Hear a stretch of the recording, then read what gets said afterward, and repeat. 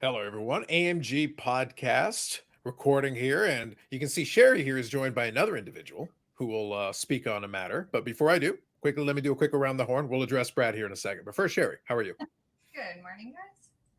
Good morning, Steve, collector of the people. Steve, still a collector of the people? Are we still, keeping it up, keeping the moniker? It could go either way after this weekend.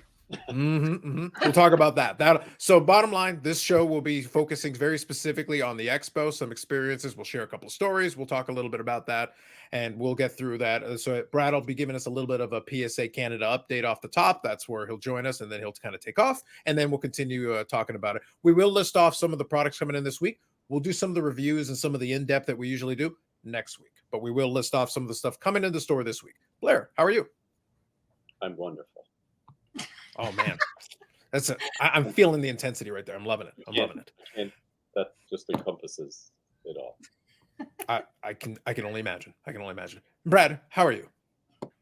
I'm doing fantastic. I'm ready to rock and roll today and bring some spunk to the PSA office that's located inside AMG with the collector of the people. Well, listen, I'm hoping for that, Brad, because now we're in your territory. Like I have entered into the morning that is your domain. So usually you have to enter into mine. You need the Red Bull. So I'm the one who needed the coffee. So you better work with me here, Brad, because look, I'm working with you here, man. I'm working with you. And look, we even got the lighting situation turned down. We got the sun out of the screen, and you look almost like a human. It's fantastic. Yeah. Mine seems a little bright.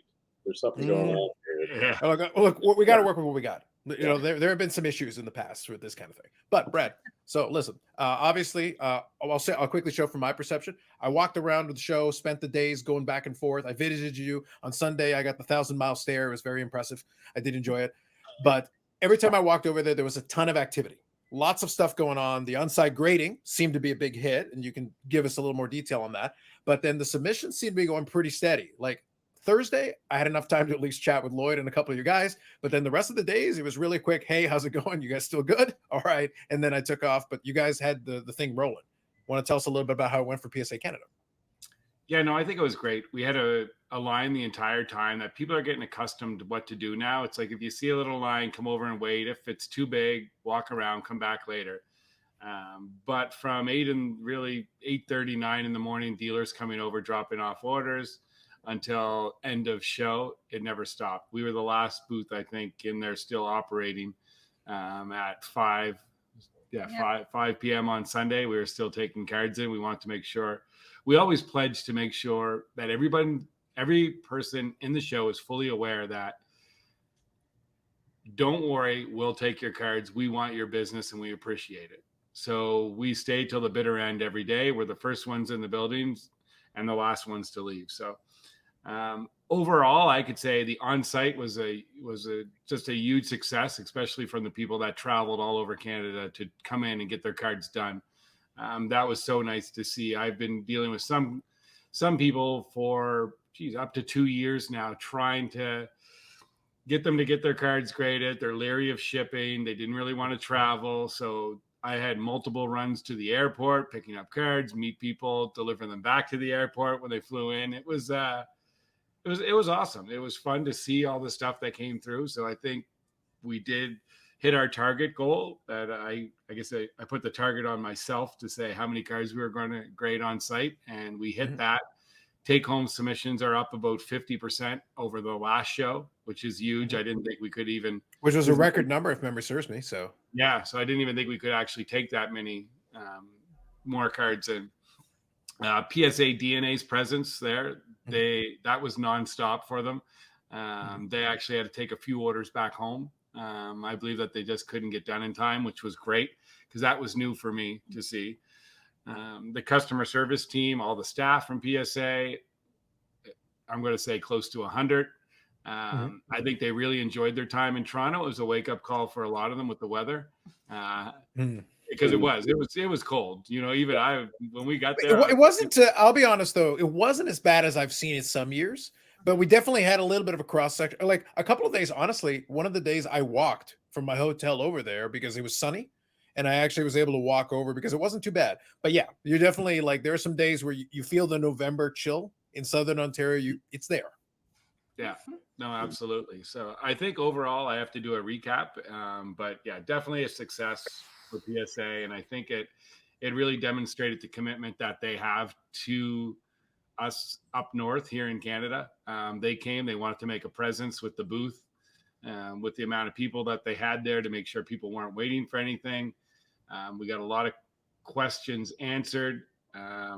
So overall, yeah, I'm ecstatic with how everything went. And I think the team that we stole Sherry from AMG, which I don't want to say too many nice things, but thank you for thank you for coming to us. And then we had Rod and Lloyd, who did a fantastic job as well. And yeah, I can't say enough good things about the staff. They worked their butts off, and we're super happy. Sounds good. I will interrogate you some more in other venues. We'll get a chance to talk some more about that. But before you go, a couple quick things. I also want to shout out AMG Collectibles, who was running around a little bit, taking some submissions, and also Luke, who had a booth there at the show, and he was taking some submissions. I got a chance to talk to those guys as well. Although Kevin continues to fail me on the cheese string on, so he's dead to me. So I want to make that clear. Until such time that he can deliver, he has failed me. So until then, we will never speak of him again. There you go. No, honestly, that's the thing. We have 8 authorized dealers in Canada now. I want to make sure we have an authorized dealer in every province, so we have it coast to coast. But you really got to see what them guys do. And us previously being a third-party submitter, even though we had the PSA Canada name, the work that these guys put in and the effort that they did. I mean, both Kevin and Luke nonstop. It was the guys at Mint Inc. From their social media, you couldn't get any better of a social media presence 2 weeks prior and leading right up to the show. Maz, that's at Mint Inc. I got to meet him in person for the first time, and he does just a fantastic job. He cares about the clients. He wants to get the cards in. Then we had Daniel Quinville, who's going to be our newest authorized dealer in his company, in from Quebec, and they offer review services, etc. And he submitted a ton of cards, and they tried to make it as easy for people as possible. So if I forget it, Adam Klausner at Canada Grading, same thing. He gave a ton of cards, and he was working the floor, getting more stuff in. And it was very, very impressive to see these guys. And I'm looking forward to 2024 as we make this, like I said, coast to coast. I get to work with these guys directly and learn from them, and hopefully they can learn a little bit from me, and we can continue to grow PSA's presence in the country. Perfect. Now, one more thing then before I let you go. Favorite item or items that you took in that you got a chance to see? Any particular stand out to you? Yeah, I think we took in 13 52 tops mantles that we graded. My favorite, definitely my favorite would be, Blair's going to like this one. I had a chance to help Scotty Bowman grade his personal collection that he amassed over the years. And that was pretty exciting when he passed off his Chicago Blackhawks duffel bag, and I had no idea what was inside it. So I assisted him getting those into the queue and getting those graded, and the results, I won't get into too many details, but it was very good, and he had some great stuff. And I'll talk more, I think, when I jump on Friday about it, because I know Eric will like to hear it. But when you give a kid buys a pack of cards and they open it up, they pull their favorite player. You see it at AMG all the time, the excitement, or they buy a pack of Pokemon, they pull a Charizard or whatever they're looking for. That pure excitement. When I gave Scotty Bowman back his cards, and I said this to him, I was like, you look like a 12-year-old kid. He was just and he had questions. And since then, I've talked to him a dozen times.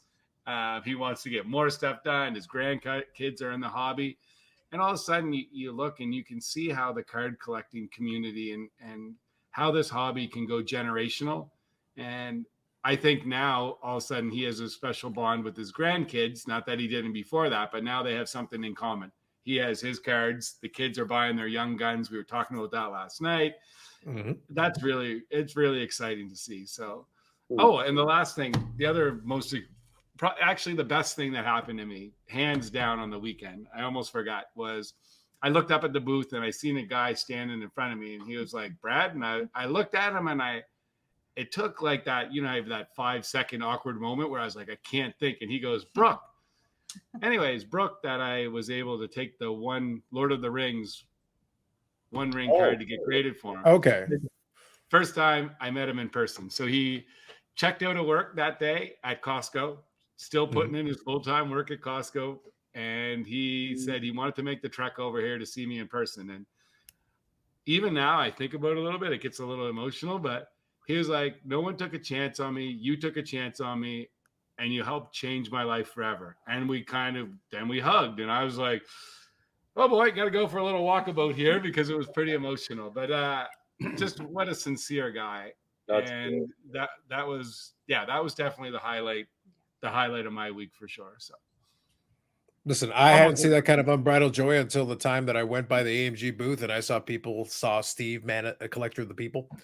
And we'll get to that. I'll let you go, Brad, but we're going to get a chance in the podcast here. We're going to get a chance to see Steve, social media influencer, YouTube star. Like we might have pictures to that effect, or at least one. Yeah, we'll definitely share.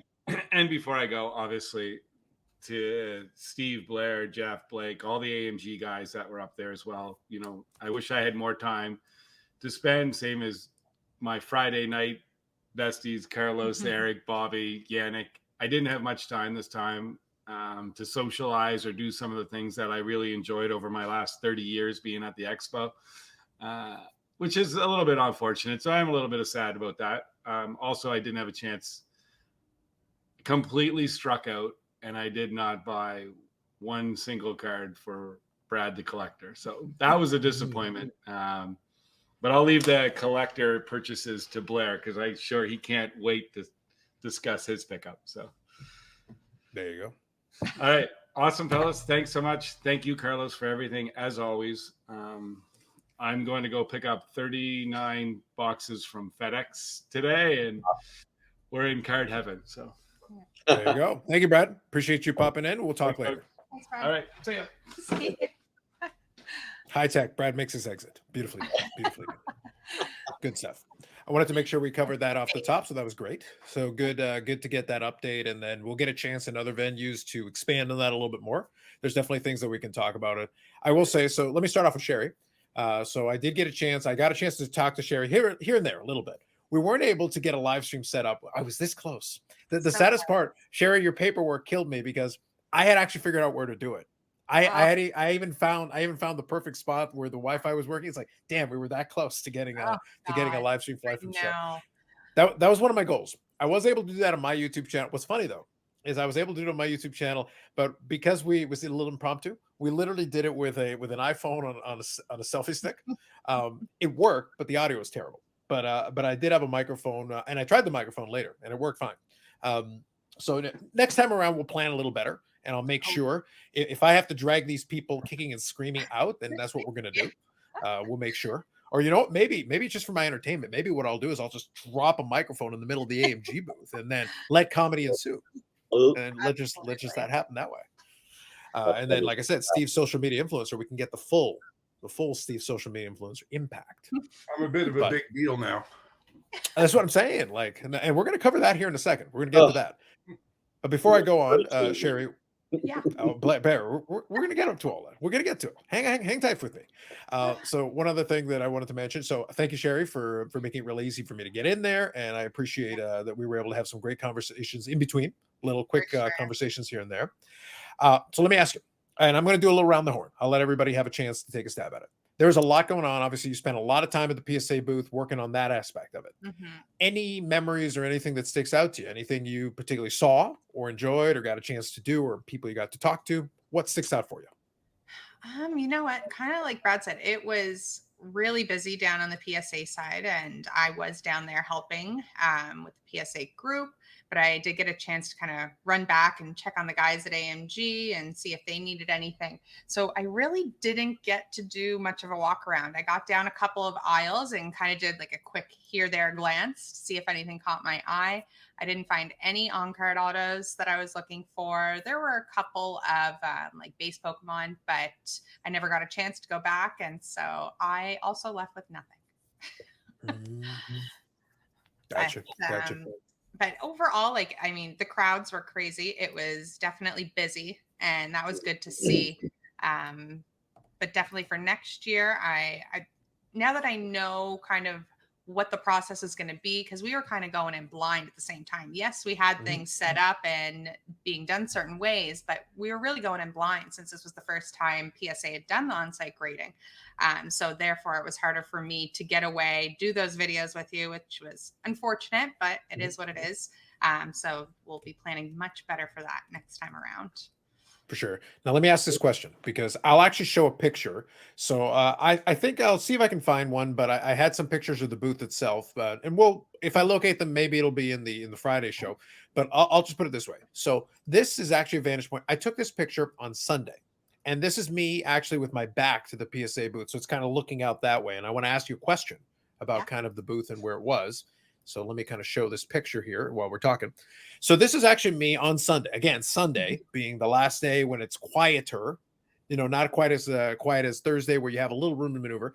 But this is like, you can see there's a bunch of people out there. Now, for folks that didn't get to attend, what's interesting is the way they did it is you had the main hall, the rectangular hall, and then you had a hallway that led in, which became a bit of a pinch point. There were a couple of times where it became a wall, literally a wall of people, and it was locked down. But if you were able to get past that hallway and walk down, you got into another hall, but then that led into a thing that looked almost like a barn. So with the picture, it's a little easier to visualize. It's like this thing going in like an entrance that looks almost like a little barn thing going on. That was the pavilion where the grading companies were. Yeah. So looking at it this way, you're getting this vantage point with the PSA booth would be behind me, a big square, an area that covered this whole space. But then you had Beckett on the side. You had a little stage there where they held a couple of panels and things of that sort. So that's kind of looking out that way. But the way they structured it, there was a lot of activity happening in there. Did you find, Sherry, where you guys were put? Obviously, you had a lot of people come by, but did you find it kind of interesting? You guys were almost isolated on an island, but yet a massive, a constant flow of people in the vicinity. Yeah. You know what? I thought beforehand, I was like, oh, we're right at the back. I was like, maybe we're just going to be looking at a wall and it would kind of be almost boring in a sense to be looking at that wall straight ahead from where we were. You did not think about that at all. There was always people around. There's always something going on. So I thought it worked out great. There was people, everybody was going to come down and see you no matter what. Like it was said, the upper deck booth, complete opposite end, all the dealers in the other side. So you had to walk past every dealer to get to us, which also at the time, I guess, had caused some congestion in the hallways. But no, like it was great. And I think it was perfect to have everybody for the grading pavilion down there.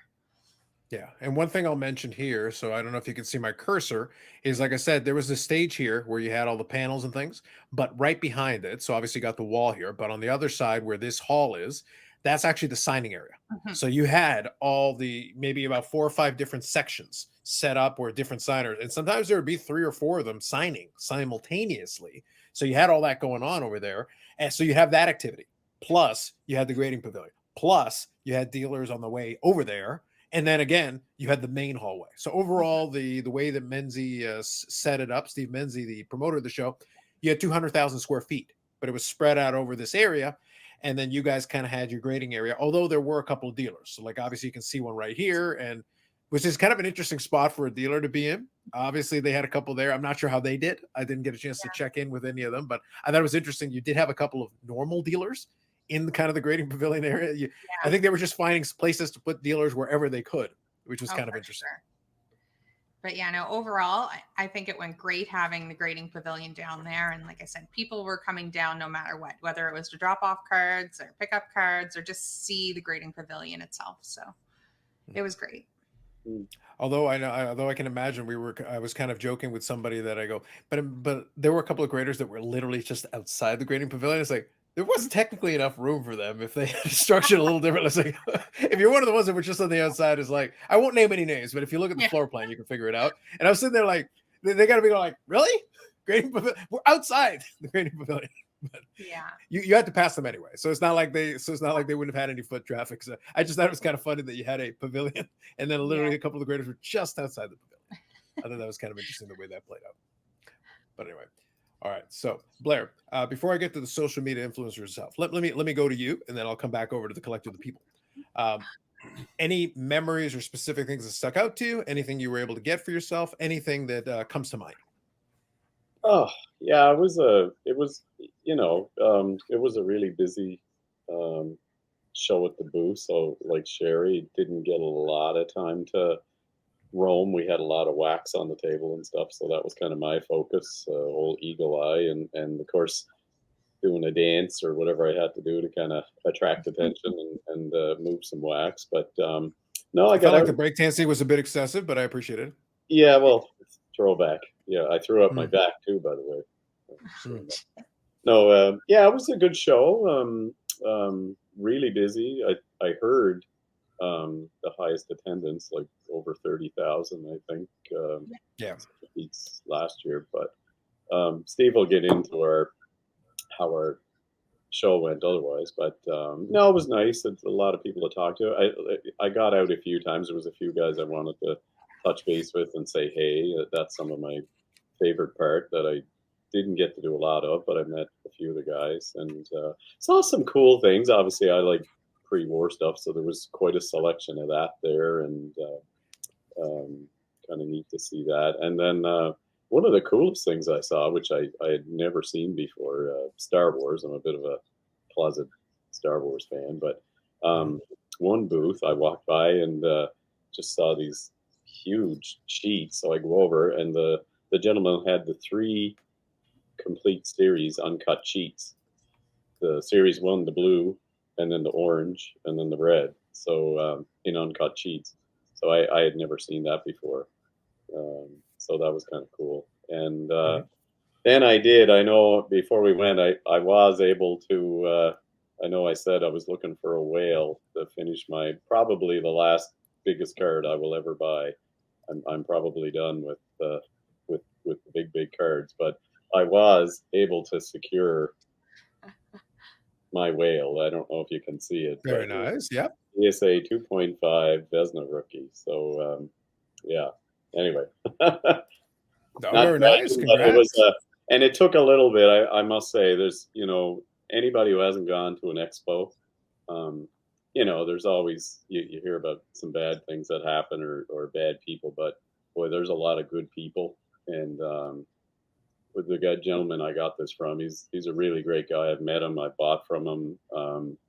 Not in person, been in person, but I just went by his booth a few times, chatted. I had some things I helped a couple of his clients out that were looking for things that I had that I'm kind of stepping away from. And last trip back to his table, he had one, and he was really kind, and we set up a kind of partial trade, and he's been very generous with the time I take to complete this deal. So it was pretty awesome. That was my kind of big show moment. Very nice. No, congratulations. That's a monster card. But I'm Yeah, kind of shocked that a vintage dealer like that or someone with that kind of vintage would take AEW metal boxes as trade. It's very strange. That's very odd that would be like that sealed the deal. Like, look, do what you got to do, my man. But like, I'm a little surprised. I'm a little shocked myself. it, Uh, it was a hard sell. that's what I'm saying. But thank you, Blair. No, thank you for sharing. That was Thank great. you. All right, Steve. Steve, I saved the best for last.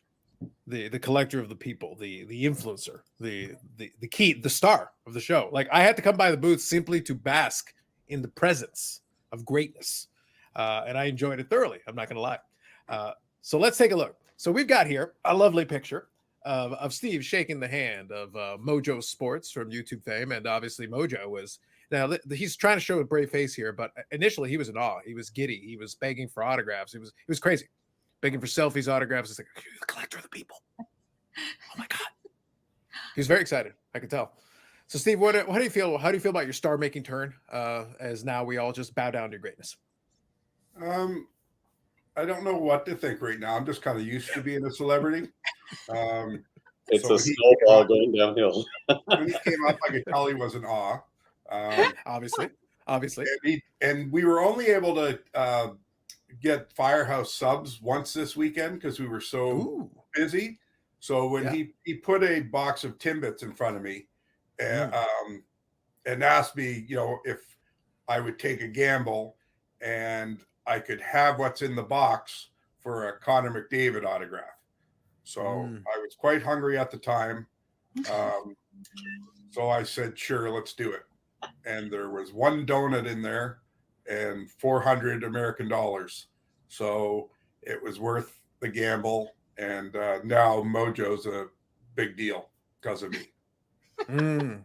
Very And well. I for one appreciate that you took a young upstart and you elevated him by association to your presence, Steve. Truly, not only a collector of the people, a man of the people at This the is what I expo. do. That's huge. That was huge, huge by you. So I'm going to ask a couple questions of you now. Man of the people, and also Sherry shared some pictures from the PSA booth. I'll come back to that in a second. First, we got to talk to the man of the people here for a moment, if we can. Okay, so let me ask you. I think we talked about it. And it was a little bit of a frustrating buying show. Unfortunately, there was, and we'll talk about some of the challenges, and we'll expand upon that a little bit. But for now, were there any memories or things that stuck out to you, other than you anointing others and elevating them? But just in general, anything that stuck out to you or that you enjoyed while we were at the show? Honestly, not really. It was Wow. it was just another show. Okay. It was so busy because of the numbers. I guess it was odd because just like Brad, Blair, myself, even Sherry, we didn't have time to do anything else but take care of the booths. So I really didn't get a chance to walk around and buy anything from other dealers, let alone look. So I guess I'll remember that, not leaving my booth and only having Firehouse subs once. Yeah. Sherry, you see, Jesus, like I went to now. I what's funny is we joke about it. Like until this expo, I hadn't had Firehouse hubs at all, and I actually went with Bobby and a couple of the guys when we went, and it's very good. Like I'll agree with you guys, but I can see it's like you take Steve only to Firehouse hubs once, and geez, you see what happens. Like just writes off the whole expo, record-breaking expo, great thing for the PSA. It's like. He was too busy anointing other people, elevating them, and it's like, just another show. I got to admit, I flunked a little bit this year with how busy each one of us were. And next show, I'll make up for it. I'll get you Firehouse subs twice. Thank you. There you go. Jeez. That'll be the highlight of his show. He got twice as much Firehouse sub. Yeah. All right. So let me share here. I'll go in and we'll look at a couple of these pictures. So this is from the PSA Canada booth. PSA Canada booth, we'll say. Although it's funny because I almost feel redundant to call it PSA Canada now that it's PSA. I almost just want to say PSA just to be done with it and move on. But anyway, so this is one of the drop-off spots here. So you've got this going on, and you got these little banners across the top. That portion of it is very similar to some of the stuff they did at the National. So that is one thing that you kind of bear in mind.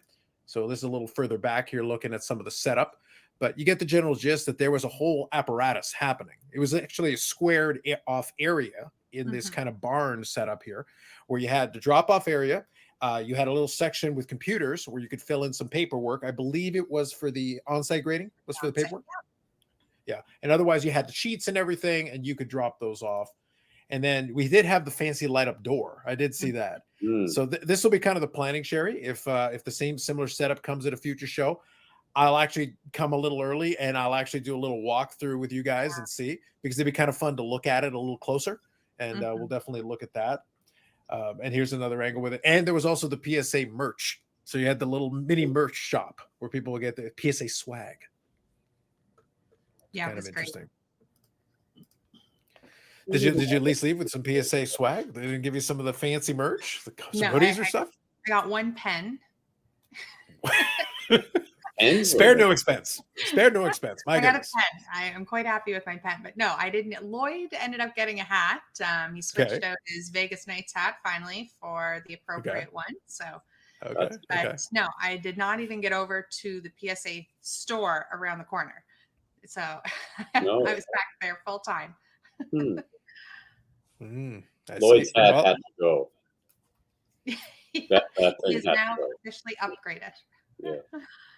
I was gonna say, well, look, if you're gonna wear branded hats, you got to do it basically. Like Bobby Burrell, who's with me on the Fridays, was launching his app, so he had his merch, so we were able to get the little trucker hats. So we had so he had a couple of those.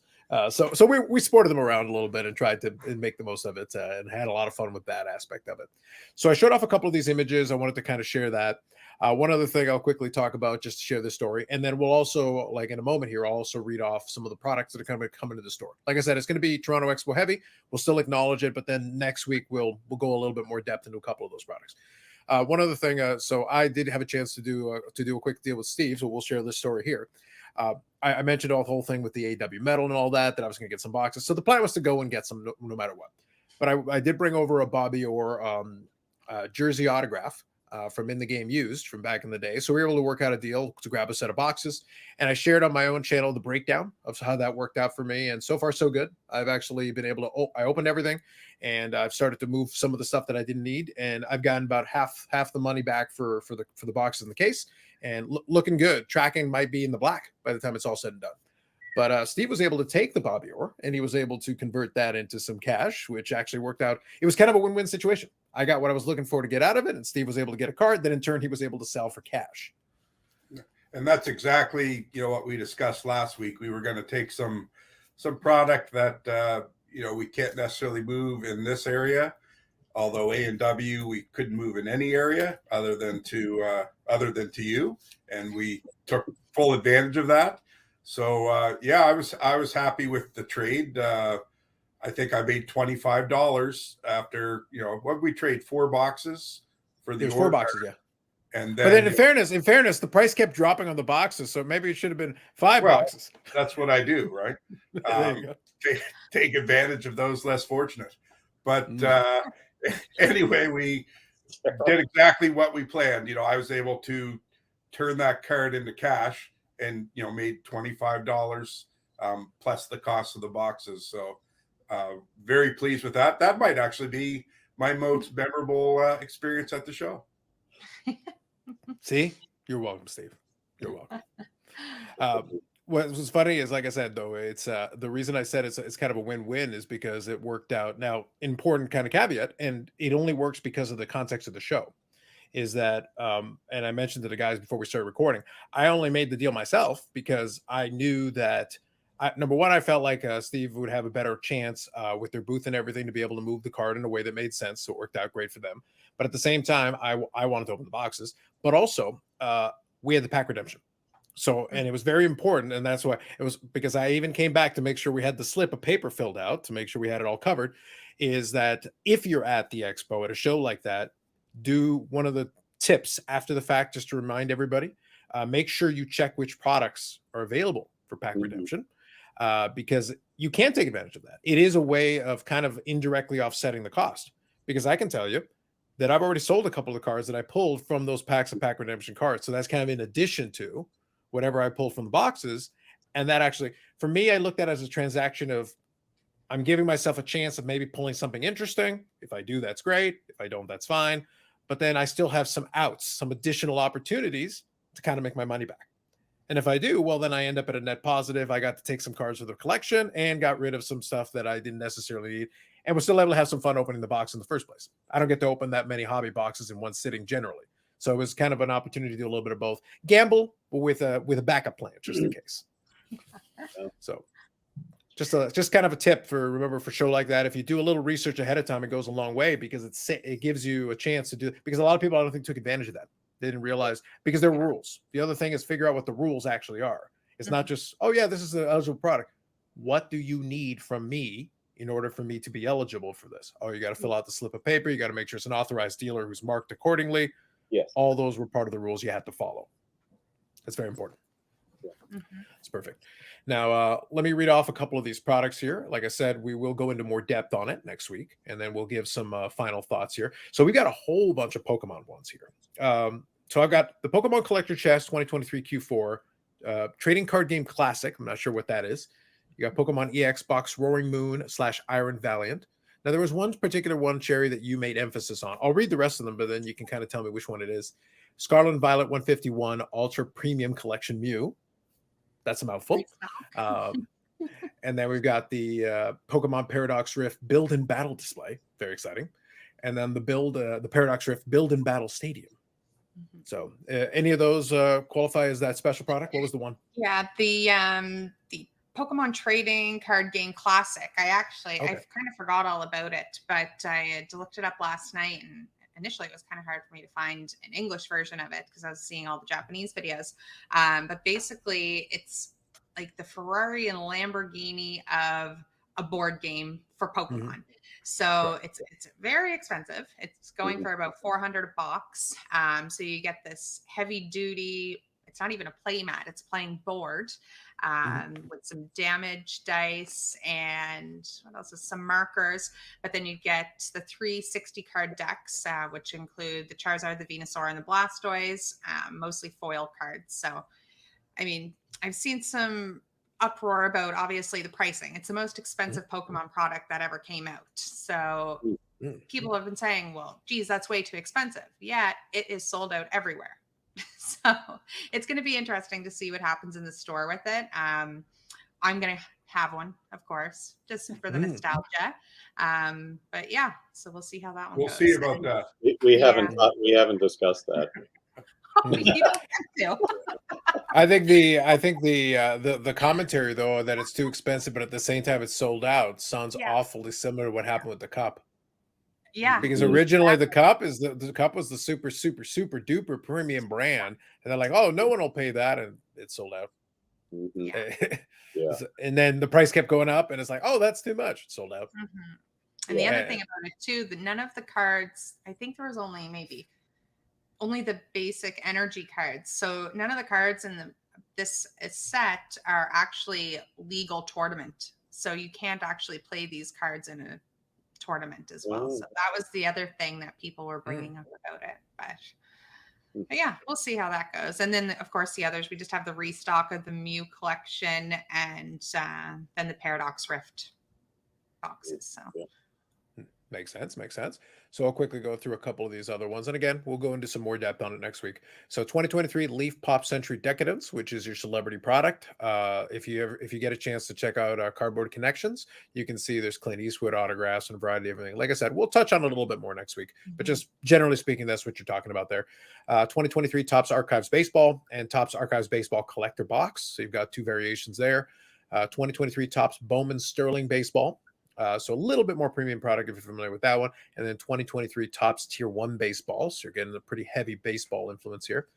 2023 Topps Bowman Chrome University football. So that is, it's not actually, it's a university product. It's kind of using a lot of those NIL deals, one of those things. I think it's Caleb Williams, if memory serves me. There's a couple of potential draft picks and folks that people are chasing and that kind of thing. 2023 Topps Overtime Elite Inception Basketball. Again, another mouthful. Not a short name to read. And then we've got Marvel Hawkeye trading cards. We've got that. And Steve's personal favorite and highest recommendation, 2022 Upper Deck All Elite Wrestling Allure. I think you might have missed one there too. Isn't there like Topps Chrome? Yeah, Topps Chrome Update Baseball. That's also. So from this list, I don't have it, but if you've got it on there, then that's fair. But I don't have it on this list. I don't have it on this one. Yeah, actually, there must have been an updated list, but yeah, Topps Chrome Update is coming as well. Is it 2023 as well? 2023? Let's see here. Yep, and actually, a couple customers had reached out to me on that, and at the time, I said no, but now today it's on there, so it must have been a late edition. So that will be coming in as well. Okay, there you go. That's a pretty hefty slate of products. So there's quite a bit there. But I will say that it is going to be interesting to see how a lot of that plays out. And also the reason I asked for the year is because obviously we have murkiness now with some of the products being a little delayed, and 22 products coming out in 23 and some 23 getting pushed to 24. And it's hopefully we can eventually get on the current year, whatever it is. Let's just get to the current year and go forward from there. So that's perfect. Okay. So with that said, then let's wind her down on this. We talked a little bit about some memorable moments, memorable things from the expo, some things that would take away. We touched on it a little bit. We got a little bit. Let me ask this. So next go around, we're going to come back in the spring. There's going to be a spring expo here. What, if anything, are you planning on changing? So lesson learned, something that you might want to adjust and change up this time around. Steve, go ahead. You look like you want to say something. Yeah, this show, I think I'll just let this show go, I guess. I think it was kind of like a reset show. A lot of guys were trying to unload cards that they probably purchased, when there was that little spike in the action 2 years or so ago, and maybe they paid 500 for a card, and now unfortunately it's only worth 300, and so they come to us, trying to sell it for 400 or 500 or even the 300. So we spent a lot of time negotiating to make a deal that was never going to happen because of, unfortunately, what they would have paid and what we're willing to pay now.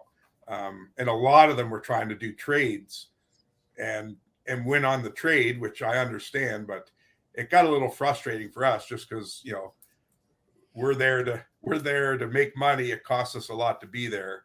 And we weren't able to close as many deals as 6 months ago. It was fantastic. I think this was just everyone was cleaning house and trying to recoup and restart. So I will just, like I said, every show's different. So hopefully next show we'll be right back on the up and up again. But it was a little frustrating. We can always sell stuff. It's buying that we want to do, and it was a tough buying show for us. Sure. And kind of playing into that, though, I'll touch on this. And Blair, you experienced a lot of it. Like the section of the table that was a lot of that wax some of it was wax that was having trouble moving. And like I joke with Steve, and we did the whole thing with the metal and stuff like that. But at the end of the day, at a certain point, you just have to eat it, get the cash back for it, and then use that money as a weapon to. Sometimes you just got to let it go. Just be like, all right, it's not worth us just holding this and having a statue of wax, a whole monument of wax here. Is like, let it go, move on, and then reset and just use that money effectively on the new stuff or something else or whatever the case is going to be. Yeah, that was the prime directive to try to liquidate some of that wax, and it worked. It really slow start. Thursday's a unique day, with the VIPs and things, and they're coming in looking for specific things, I think, and but it gradually picked up, and I think we were able to accomplish not exactly what we wanted, but we were able to. I think we did the best we could, and moved quite a substantial amount, and then Steve, we were able to actually trade some for some product that really looks promising for the store, I think, especially with the holiday season coming up and stuff. So Steve did a great job picking up some great stuff, I think, and price point wise. Yeah, that's the other thing. We were able to, again, like we discussed last week, I traded a lot of non-sport wax, which is good wax. It's just stuff we can't move in our store. And I was able to pick up products like, 2019 Series 1 and 2 Upper Deck with, Jack Hughes and McCarr and, stuff like that. Just like the deal I did with you, Carlos, now I can turn that into cash. And and that was a good example. Whether it's with the wax, you just need to move it and get on. And that's kind of when we were trying to deal with some of the public on their collections.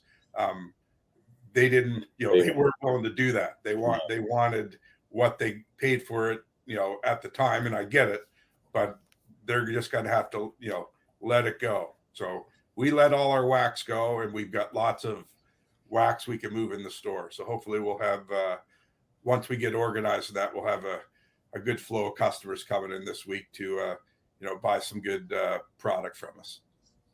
Very good.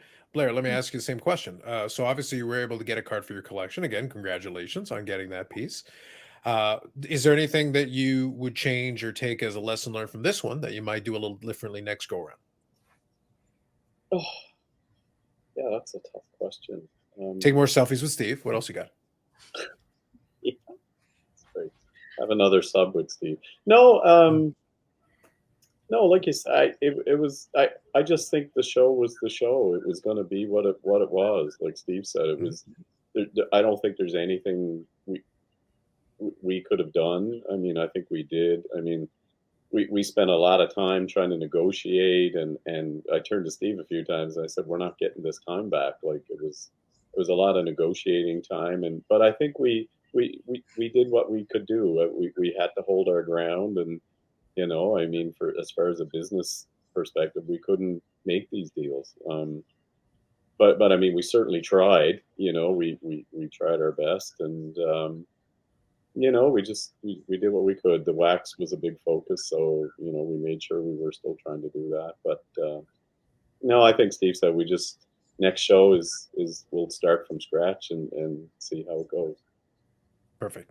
Yeah. Sherry, Well, last word. Selfies with Steve, I assume, but what else? Yeah. I didn't get a selfie with Steve. Yeah, no, the guys definitely covered it. And like Steve said, basically a reset.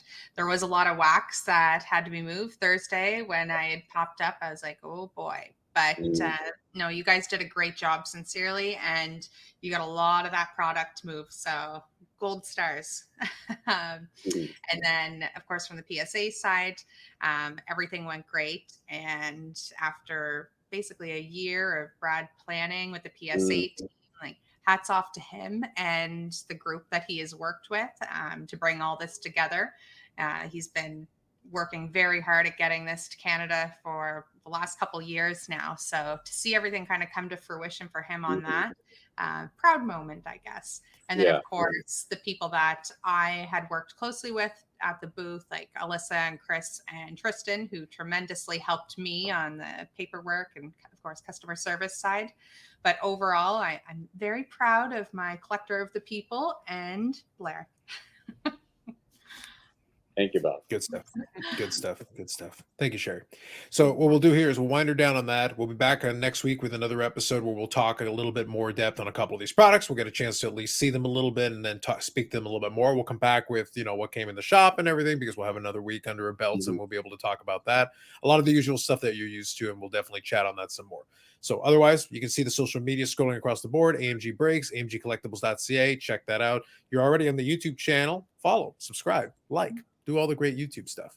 So for the AMG team and myself, we will catch you on the next episode.